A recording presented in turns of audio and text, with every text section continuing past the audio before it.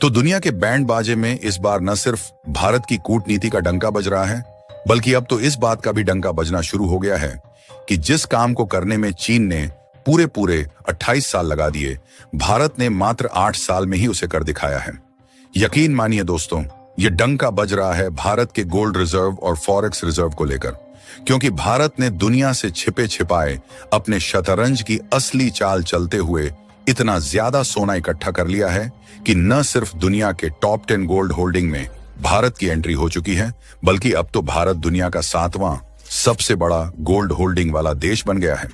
और दोस्तों, ये कोई किस्सा नहीं है, बल्कि आरबीआई की ऑफिशियल रिपोर्ट ये बात कह रही है। और इतना ही नहीं, बल्कि भारत का विदेशी मुद्रा भंडार यानी कि फॉरेक्स रिजर्व ने पिछले हफ्ते में जो बढ़ोतरी हासिल की है, उससे तो पाकिस्तान पूरी तरह से बौखला गया है और यह कह रहा है कि किसी के पास इतने पैसे होते ही नहीं, भारत झूठ बोल रहा है। तो चलिए पूरी डेवलपमेंट क्या है और इसके पीछे की सच्चाई क्या है, ये सारी जानकारियां इस वीडियो में आसान शब्दों में समझते हैं। लेकिन आगे बढ़ने से पहले इस वीडियो को एक लाइक करके चैनल को सब्सक्राइब जरूर कर लीजिए, क्योंकि आपके लिए तो 1 सेकंड का काम है, लेकिन इससे हमारी काफी बड़ी मदद होती है। देखिए, अभी भी हमें यह कहने में संकोच नहीं करना चाहिए कि इस समय भी जब दुनिया शांति का दावा कर रही है, तब भी वैश्विक हलचल पूरी तरह से समाप्त नहीं हुई है। क्योंकि पहली बात तो भारत और पाकिस्तान के बीच का मुद्दा अभी तक पूरी तरीके से शांत नहीं हुआ है और ना ही चीन का आक्रामक रवैया ढीला पड़ता हुआ दिखाई दे रहा है। यहां तक कि रूस और यूक्रेन के बीच का युद्ध, जो थोड़ा बहुत शांति की ओर जा रहा था पिछले दिनों, जिस तरीके से यूक्रेन ने सीक्रेट मिशन को अंजाम देते हुए अपने ड्रोन से रूस के घातक बम वर्षक विमानों को निशाना बनाया, उससे रूस भी यूक्रेन के खिलाफ जवाब देने के लिए तैयार है,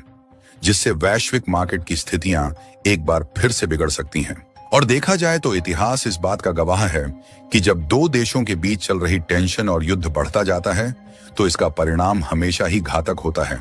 जिसका असर दुनिया भर के सभी देशों पर पड़ता है। फिर चाहे कोई देश युद्ध में शामिल हो या फिर बिल्कुल ही शामिल न हो।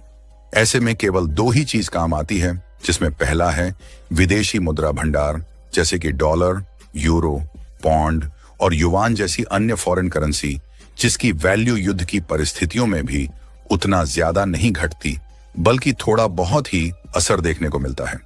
इसके अलावा कीमत घटने के बजाय जो सबसे ज्यादा महंगा होता है, वह है सोना। जी हाँ दोस्तों, यकीन मानिए, दुनिया तबाह हो जाए और लगातार हमले होते रहे, लेकिन ऐसे में अगर कोई चीज महंगी होगी तो केवल एक ही चीज है, जो है सोना। और युद्ध के समय सोने की वैल्यू इतनी ज्यादा बढ़ जाती है कि कोई भी देश सोने के बदले किसी को कुछ भी देने को तैयार हो जाता है।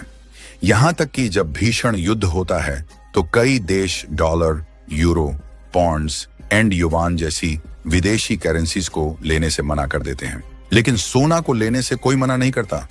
बल्कि इसकी खरीदारी और ज्यादा बढ़ जाती है, जिससे सोने की कीमत आसमान छूने लगती है।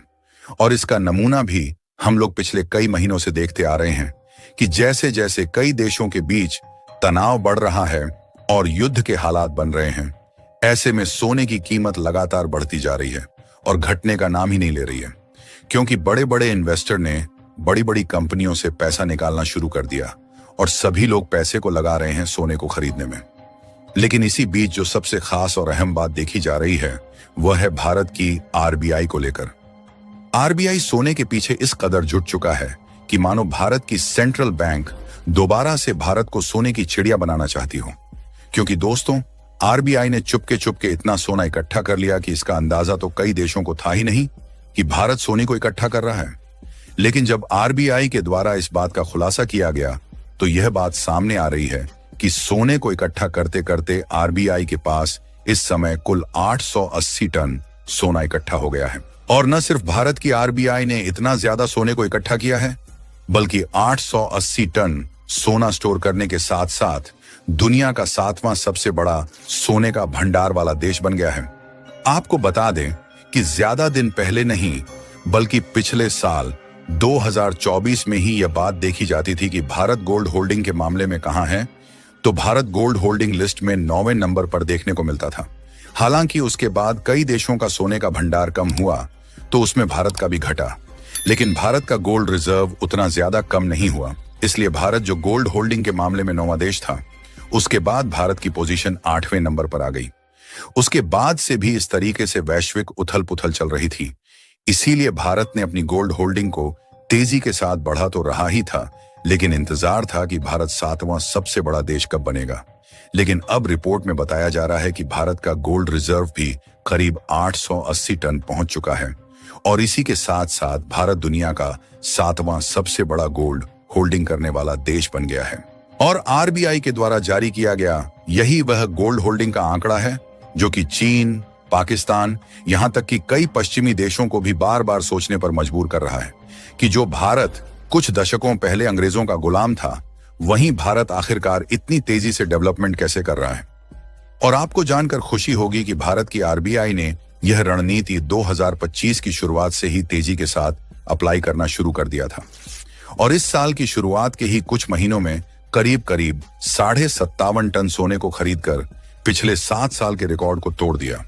जो कि पिछले 7 सालों में आरबीआई के द्वारा दूसरी सबसे बड़ी सोने की खरीद थी। यानी कि फिलहाल भारत के पास करीब 880 टन सोना इकट्ठा हो गया है। तो इससे भारत एक नए मोर्चे पर बड़ा खेल खेल सकता है, क्योंकि कभी कभी होता यह है कि अमेरिका और यूरोप जैसे देश अपने डॉलर और यूरो करेंसी में व्यापार करने के लिए कई देशों पर प्रतिबंध लगा देते हैं। जैसे कि हम लोगों ने रसिया यूक्रेन युद्ध के दौरान देखा कि अमेरिका ने अब तक रूस के ऊपर डॉलर में ट्रेड करने के लिए सैंक्शन लगाया हुआ है, जिससे कि रूस इस समय डॉलर में लेन देन नहीं कर पाता।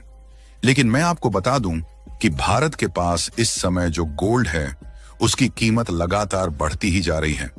और इस समय भारत के पास मौजूद टोटल गोल्ड की कीमत लगभग 4.3 लाख करोड़ रुपए हो चुकी है। यानी कि अगर इसे डॉलर में कन्वर्ट किया जाए तो यह करीब 52 बिलियन डॉलर बनते हैं। यानी कि अगर इमरजेंसी में आपदा भी आ जाए तो चाहे भारत से रुपया या फिर डॉलर में लेन देन कोई करें या ना करें, इसके बावजूद भी इमरजेंसी में हम करीब 7 से 8 महीने का खर्च सोने के एक्सचेंज से ही चला सकेंगे। और जैसा कि हमने आपको बताया कि अगर इस तरीके से आपदाएं आती हैं तो विश्व भर के कई देशों में आएंगी, जिससे सोने की कीमत और बढ़ेगी, जिससे 7 या 8 महीने की तो बात छोड़िए, कई सालों का खर्च भी चल सकता है। फिलहाल ये तो बात हो गई गोल्ड रिजर्व की, लेकिन भारत जिस तरीके से फॉरेक्स रिजर्व यानी कि विदेशी मुद्रा भंडार के खजाने बढ़ाने में पटाखे फोड़कर धमाके मचा रहा है, उससे तो पाकिस्तान चिल्ला चिल्ला कर कह रहा है कि भारत के पास इतने रुपए हो ही नहीं सकते, क्योंकि पिछले बीते हफ्ते में भारत के फॉरेक्स रिजर्व में करीब 7 बिलियन डॉलर की बढ़ोतरी हुई है, जिससे यही फॉरेक्स रिजर्व बढ़कर 692.7 बिलियन डॉलर हो गया है। और आप भली बात जानते हैं कि यह कितना बड़ा अमाउंट है, क्योंकि दुनिया में टोटल 195 देश ही हैं, लेकिन उनमें से करीब 150 देश तो ऐसे ही हैं जिनकी जीडीपी भी 693 बिलियन डॉलर के आसपास नहीं आती। और ट्विटर पर तो इस बात की होड़ मची हुई है कि इस मामले में जिस काम को करने में चीन ने 28 साल लगा दिया, उसे भारत ने मात्र 8 साल में ही कर दिखाया। बाकी भारत ने अपनी सूझबूझ से अपने विदेशी मुद्रा भंडार को बढ़ाने पर खूब ध्यान दिया है। उसके लिए कमेंट बॉक्स में भारत और आरबीआई दोनों को बधाई जरूर दें और इस वीडियो को एक लाइक करके अपने मित्रों तक शेयर जरूर करें ताकि उन्हें भी जानकारी मिल सके।